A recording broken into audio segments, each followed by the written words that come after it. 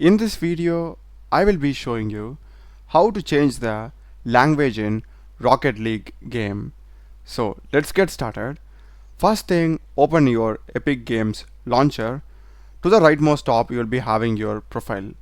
Click this and just go to settings.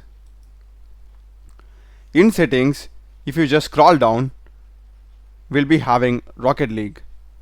Open it and click on this additional command line arguments, and here we need to add this particular thing, okay, hyphen language equal to. So just type it hyphen language equal to. We need to specify the language code over here. So these are the codes that are available. For example, if you're having French, it's FRA. If you're having Japanese, it's JPN.